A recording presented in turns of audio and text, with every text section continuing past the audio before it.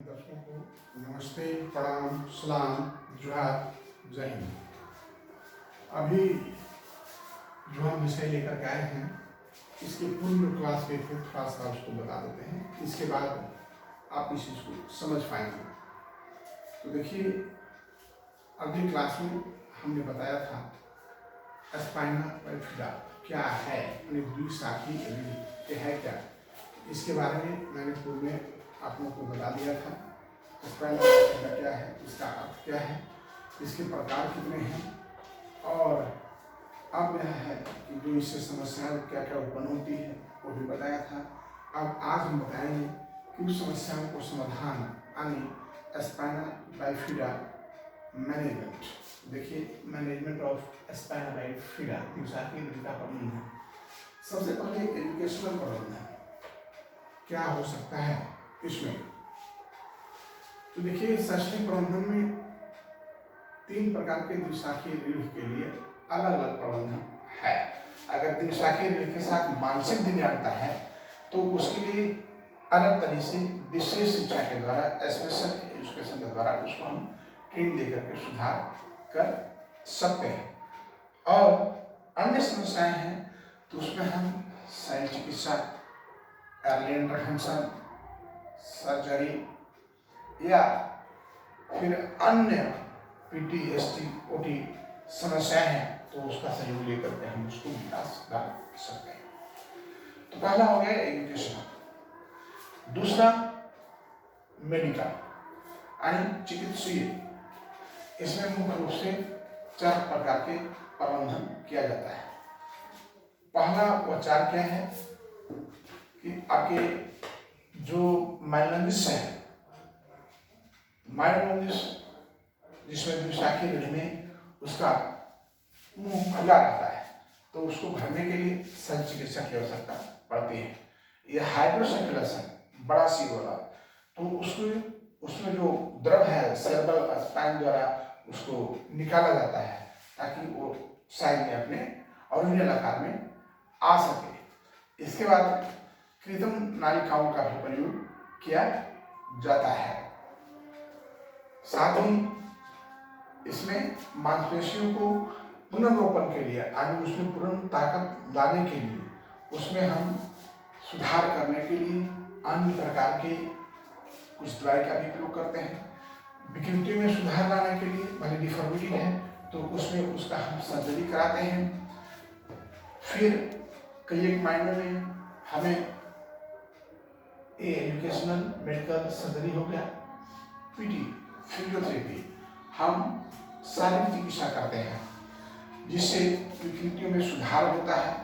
जोड़ों की गति में विस्तार बनाए रखने के लिए, उसमें पावर बढ़ाने के लिए आवश्यकता पड़ती है। विकृति को रोकथाम, मान ली विकृति बढ़े नहीं, कोई डिफॉर्मिटी है और अगर उस पर हम ध्यान नहीं देंगे तो धीरे धीरे वह बढ़ जाता है, तो उस पर हम ध्यान देंगे ताकि वह डिफॉर्मिटी बढ़ न सके, कम से कम सुधार न हो तो ज्यों का त्यों रह सके। जहाँ तक हो सके जो फाइन मोटर, ग्रॉस मोटर ढंग से काम करने के लिए लगातार फिजियोथेरेपी की आवश्यकता हम लेंगे।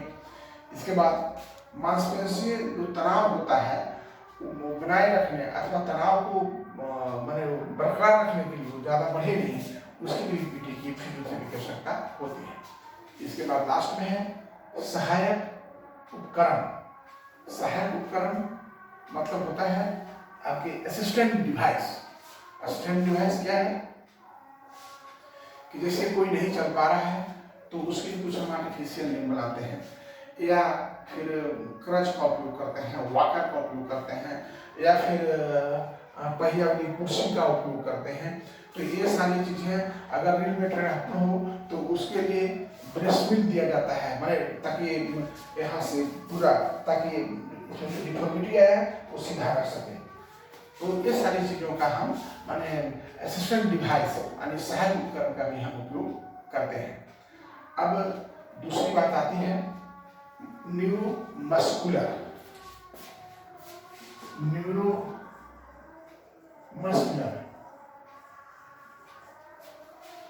न्यूरोमस्कुलर इसको बोलते हैं मांसपेशीय क्षरण।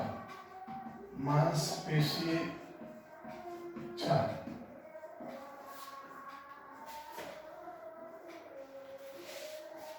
अब ये मांसपेशीय क्षरण क्या है? देखिए, मांसपेशीय क्षरण सर्वप्रथम 1990 में पहचानी गई। यह एक वंशानुगत डिजीज भी है। मे भी नॉट भी हो भी सकता है, नहीं भी हो सकता है।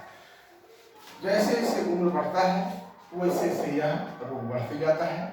यह स्नायु मांसपेशियां दिव्यांगता के समय में आती है और इस बीमारी अथवा असमानता में मांसपेशी क्रियाएं अवरुद्ध हो जाती है, यानी पूर्ण रूप से धीरे धीरे मांसपेशी काम करना, मस्कुलर मींस मांसपेशी, तो धीरे धीरे मांसपेशी काम करना बंद कर देता है, जिसमें हमारा चलना, उठना, बैठना या अन्य कार्य करना, हमारी गति मूवमेंट में परेशानियां आ जाती है।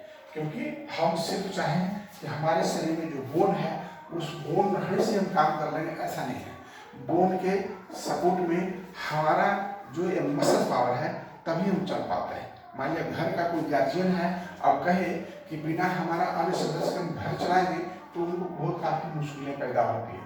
मैंने अपने रिलेशन में देखा, वो बोलते थे कि हमारे एक भाई नहीं, मेरा भाई रहता तो मैं बाहर भी देख लेता, घर भी देख लेता।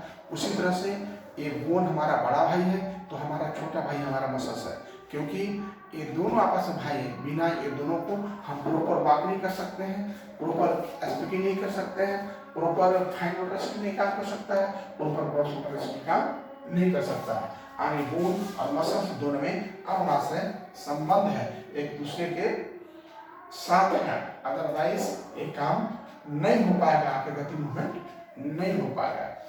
ज्यादातर जो मस्कुलर डिस्ट्रोफी माने न्यूरोमस्कुलर होता है तो उसमें दोनों पैर प्रभावित होता है। हमारे यहाँ दीपुरवान एक लड़का है और इसमें धीरे धीरे माने नर्वस सिस्टम, श्वसन तंत्र भी जो है प्रभावित होता है। और यह ऐसा है कि अगर वंशानुगत हो जाए तो यह 7 पीढ़ी तक चलता है। जैसे 7 फेरे लेते हैं ना, 7 क्या बोलते हैं, 7 फेरे शादी में लेते हैं, 7 वचन निभाने के लिए। तो उसी तरह से ऐसे वंशानुगत नहीं भी हो सकता है। अगर यह न्यूरोमस्कुलर वंशानुगत है तो मे भी यह 7 पीढ़ी तक चल सकता है। देखिए, इतना बोलने के बाद मस्कुलर डिस्ट्रोफी का सही रूप से परिभाषा आप जान लें कि लगातार बढ़ने वाली और माने लगातार बढ़ने वाली और धीरे धीरे फैलने वाली एक कमजोरी मांसपेशियां नष्ट होकर तंतुओं को चर्बी या फाइब्रस तुरंत जमा हो जाता है। यानी कहने का मतलब है कि यह रोग धीरे धीरे बढ़ने वाली है और जो आपका हमारे मांसपेशियों में पावर है उसको छीन कर देता है। यानी आप न्यूरोमस्कुलर मांसपेशी क्षरण मीन्स क्या होता है, कमजोर कर देना, बर्बाद हो जाना। तो हमारा मांसपेशियों को बर्बाद कर देता है। आप बहुत सारे लोगों को देखे होंगे कि बहुत हट्टा कट्टा मोटा है, चुस्त दुरुस्त है, लेकिन उनको चलने संबंधी समस्या है, नहीं हम तो प्रॉपर चल ही नहीं पाते हैं। तो उसका कारण क्या है कि उनका बोन अगर काम कर रहा है तो हो सकता है शायद मसल्स पावर उनमें कम हो या मसल सपोर्ट नहीं कर सकता है, आने को न्यूरोमस्कुलर के डिसऑर्डर है। अब ये जो न्यूरोमस्कुलर होता है तो इसके प्रकार होते हैं, types of neuromuscular, types of neuromuscular. इसके प्रकार हैं, नंबर 1, अभी भी हम लोगों ने 7 सितंबर को मनाया था तो आपके ड्यूशेन मांसपेशी ड्यूशेन मस्कुलर डिस्ट्रॉफी डे 7 सितंबर को हमने मनाया है। हमारा फेसबुक पे, यूट्यूब में आप देख लेंगे। उसमें हमारे दो विशेषज्ञ उस प्रोग्राम में आए थे, Sunil Kumar, doctor Neeraj Kumar ortho centre से और आपके नीरज कुमार। मैंने आप लोगों को OT, PT एंड ST और ऑर्थोपेडिक सेंटर का ही विजिट कराया था इस समय में, क्योंकि यह बहुत गूढ़ विषय है और इसको पढ़ने के लिए एनाटॉमी फिजियोलॉजी की आवश्यकता होती है। फिर भी बेसिक जानकारी हम लोग को रखना है। इसलिए मैं बता दे रहा हूँ कि ये जो ड्यूशेन मांसपेशी क्षरण, इसे ड्यूकेन भी बोलते हैं, ड्यूशेन डिफरेंट टाइप्स के लोग बोलते हैं, पर बात एक ही है। ये ड्यूशेन मांसपेशी, ड्यूशेन मस्कुलर डिस्ट्रोफी मतलब ड्यूशेन मांसपेशी क्षरण, ये क्या है?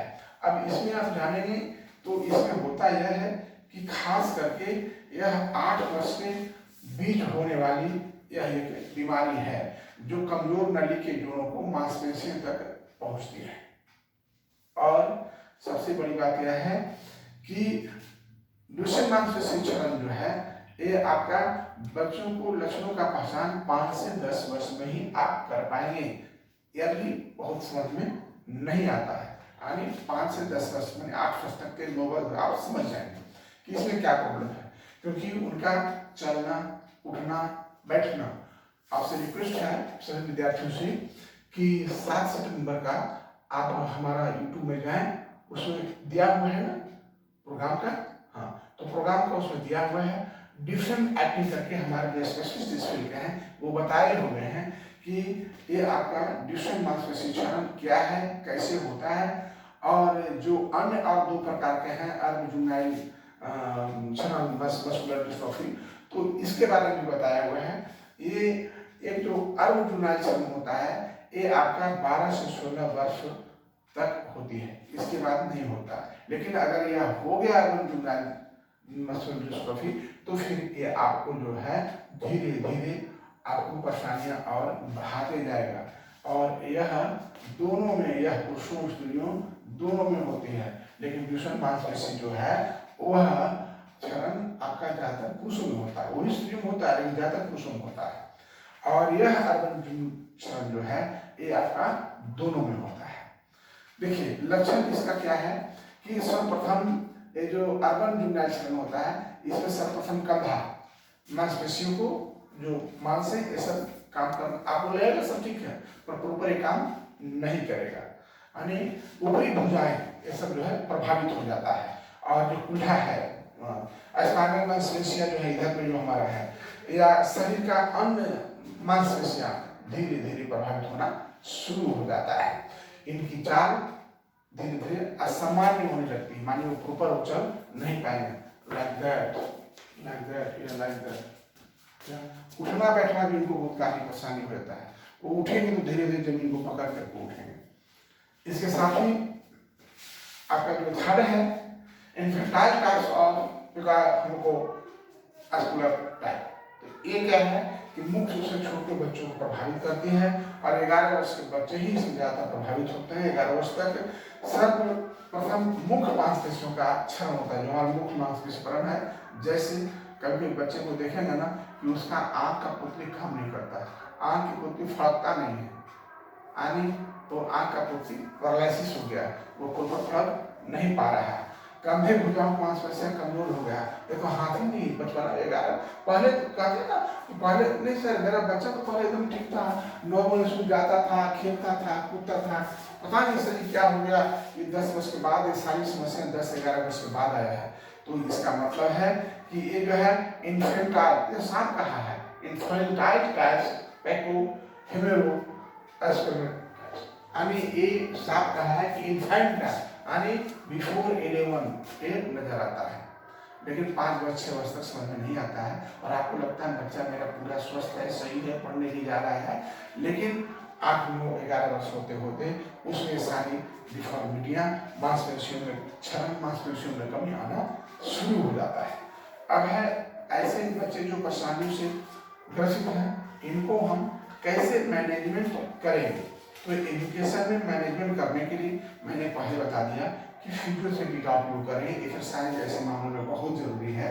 कई एक मामलों में ऐसा होता है जहाँ की मसल क्राफ्टिंग, बोन की कहीं कमी है तो दूसरे जगह से बोन ला करके लोग बोन लगाते हैं, चिकित्सक ऑर्थोपेडिक वाले उसे कहते हैं बोन क्राफ्टिंग। उसी तरह से मसल क्राफ्टिंग होता है, मान लिया कहीं मसल काम नहीं कर रहा है तो उस मसल को हटा करके या किसी कारण से खत्म हो गया है तो वहाँ पे भी दूसरे जगह की मांसपेशी लगाता है ताकि फिर वो प्रॉपर काम उसे मसल क्राफ्टिंग कहते हैं। विकृति को सुधारने के लिए मान लिया कि हमारा हाथ है प्रॉपर काम नहीं कर रहा है तो इसको हम क्या करेंगे, इसको सर्जरी करा कर फिर एक्सरसाइज कराएंगे, धीरे धीरे से सुधार हो सकता है। जैसे कि आपका उदयपुर जो कल्याण दिव्यांग की संस्थाएं हैं, वहाँ इसका ऑपरेशन कई लोगों को भी किया जाता है। और भौतिक चिकित्सा, शल्य चिकित्सा कराने के बाद भौतिक चिकित्सा की आवश्यकता पड़ती है, क्योंकि उसमें सिकुड़न आता है। अगर सिकुड़न आता है तो जब तक उसको राइट वे में नहीं करेंगे तब तक उसमें सुधार नहीं होगा। सामान्य उपचार की आवश्यकता पड़ती है, छोटे मोटे कुछ तेल लगाने की है। जैसे कितना लोग कहते हैं कि बलवर्धक लगाइए तेल, जैसे सिरप कुछ है आंतरिक शक्ति बढ़ाने के लिए, या मछली तेल, बहुत सारे लोग बताते हैं कि ये सब। और चिकित्सक से सलाह लेंगे तो बताएंगे कि इसको हम क्या आगे करें, इसको अच्छा भोजन दें, इसको आप जो है सो अच्छे तरह से रखें और इसको मांसपेशियों को बढ़ाने वाले प्रोटीन है वो दें। इसके बाद मालिश, देखिए मालिश जो है आप दिन भर काम करें और रात में आप गर्म पानी से पैर धोएं, अमूमन और पैर धो करके फिर आप जो है गर्म पानी से धोने के बाद ठंडे पानी से धोएं। उसके बाद सोने से पहले तलवा में, नाभि में, नोज में एंड हेड में, ये 4 जगह आप मस्टर्ड ऑयल या कोकोनट ऑयल अवश्य लगाएं।